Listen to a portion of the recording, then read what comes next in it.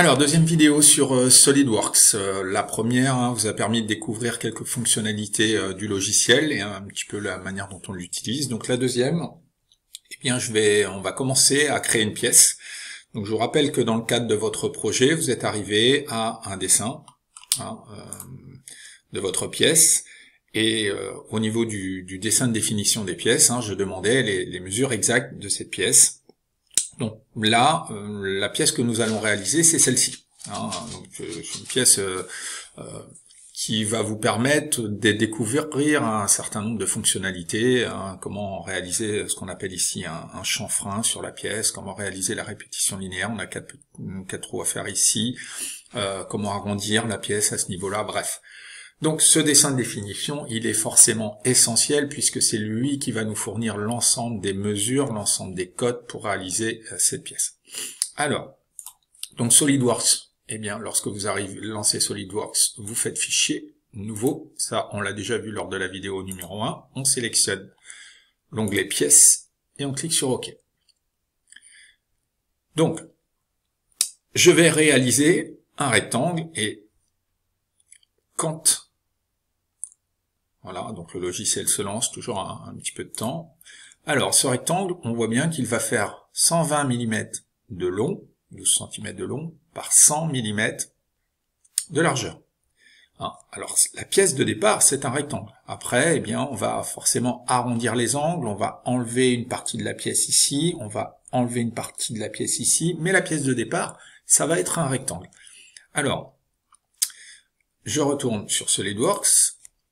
Je vais réaliser l'esquisse de mon rectangle et tout de suite, je sélectionne le plan de face. Donc ça, je vous l'ai déjà expliqué, le plan de face qui correspond ici à mon plateau.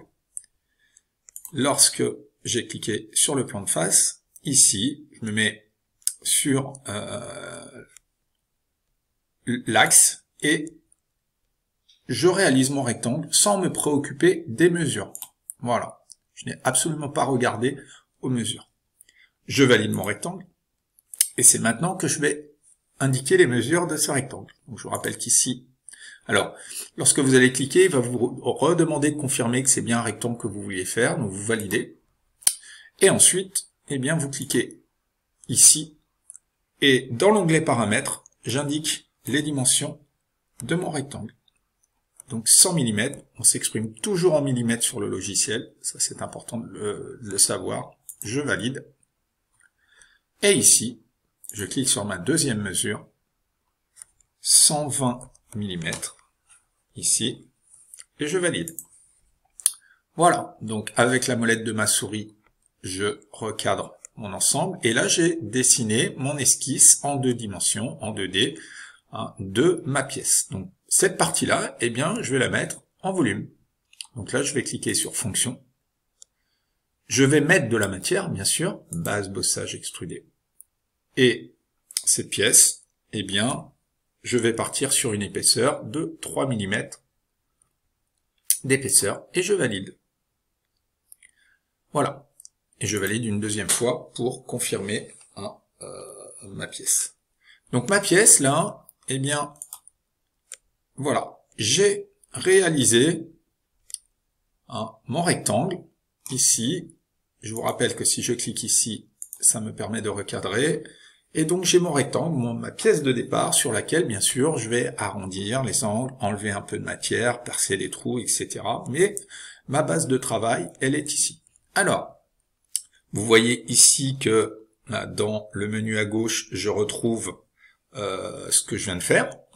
Donc, si vous aviez une modification à faire, par exemple, si je veux modifier la largeur, au lieu de 100, je vais mettre, parce que je me suis rendu compte que je m'étais trompé, tout simplement, vous faites clic droite et vous retournez dans l'esquisse, éditer l'esquisse. Et vous cliquez ici, et puis au lieu de mettre 100, par exemple, vous mettez 110, et je valide.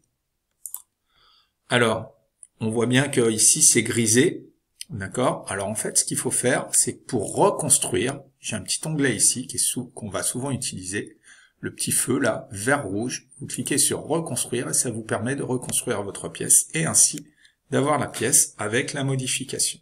Alors, moi je vais refaire clic droite, éditer l'esquisse, je vais revenir à 100, d'accord, puisque ma pièce, je vais bien partir sur une pièce qui fait 120 de long par 100 de large. Alors, donc je clique, voilà, sur mon trait, et au lieu de 110, je mets 100 mm, je valide, voilà, je vois bien qu'il me fait la proposition du nouveau trait, je suis d'accord, et je reconstruis ma pièce, voilà. Alors, j'espère que cette petite vidéo vous a permis de bien comprendre comment débuter, hein, et comment réaliser votre rectangle. Il y aura donc une autre vidéo où je vais vous montrer comment réaliser un cercle, un trou de perçage, et coter ce trou de perçage par rapport à la pièce. À bientôt.